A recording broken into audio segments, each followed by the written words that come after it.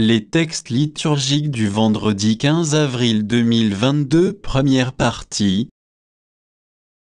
Première lecture. C'est à cause de nos fautes qu'il a été broyé. Isaïe 52, 13-53, 12. Lecture du livre du prophète Isaïe. Mon serviteur réussira, dit le Seigneur, il montera, il s'élèvera, il sera exalté.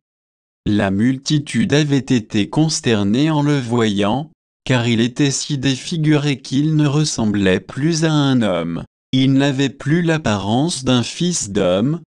Il étonnera de même une multitude de nations. Devant lui les rois resteront bouche bée, car ils verront ce que, jamais, on ne leur avait dit. Ils découvriront ce dont ils n'avaient jamais entendu parler. Qui aurait cru ce que nous avons entendu? Le bras puissant du Seigneur, à qui s'est-il révélé?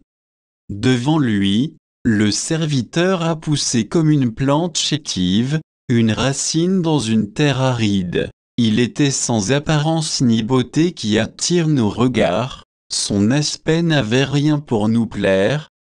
Méprisé, abandonné des hommes, homme de douleur, familier de la souffrance, il était pareil à celui devant qui on se voile la face, et nous l'avons méprisé, compté pour rien. En fait, c'étaient nos souffrances qu'il portait, nos douleurs dont il était chargé, et nous pensions qu'il était frappé, meurtri par Dieu, humilié. Or, c'est à cause de nos révoltes qu'il a été transpercé, à cause de nos fautes qu'il a été broyé. Le châtiment qui nous donne la paix a pesé sur lui, par ses blessures, nous sommes guéris. Nous étions tous errants comme des brebis, chacun suivait son propre chemin, mais le Seigneur a fait retomber sur lui nos fautes à nous tous. Maltraité, il s'humilie, il n'ouvre pas la bouche, comme un agneau conduit à l'abattoir, comme une brebis muette devant les tondeurs, il n'ouvre pas la bouche. Arrêté, puis jugé. Il a été supprimé qui donc s'est inquiété de son sort. Il a été retranché de la terre des vivants, frappé à mort pour les révoltes de son peuple. On a placé sa tombe avec les méchants, son tombeau avec les riches. Et pourtant il n'avait pas commis de violence, on ne trouvait pas de tromperie dans sa bouche. Broyé par la souffrance, il a plu au Seigneur s'il remet sa vie en sacrifice de réparation, il verra une descendance, il prolongera ses jours, par lui, ce qui plaît au Seigneur réussira. Par suite de ses tourments, il verra la lumière, la connaissance le comblera. Le juste, mon serviteur, justifiera les multitudes, il se chargera de leurs fautes. C'est pourquoi, parmi les grands, je lui donnerai sa part. Avec les puissants il partagera le butin, car il s'est dépouillé lui-même jusqu'à la mort. Et il a été compté avec les pécheurs, alors qu'il portait le péché des multitudes et qu'il intercédait pour les pécheurs. Parole du Seigneur. Psaume 30, 31, 2ab, 6, 12, 13-14a, 15-16, 17.25. En toi, Seigneur, j'ai mon refuge, garde-moi d'être humilié pour toujours en tes mains je remets mon esprit, tu me rachètes, Seigneur, Dieu de vérité. Je suis la risée de mes adversaires et même de mes voisins, je fais peur à mes amis, s'ils me voient dans la rue, ils me fuient.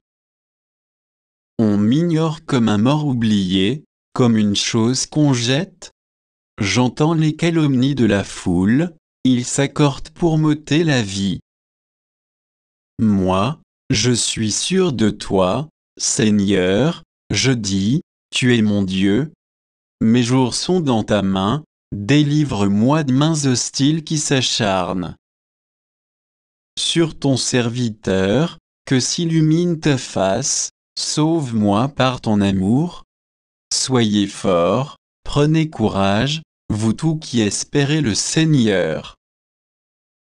Deuxième lecture.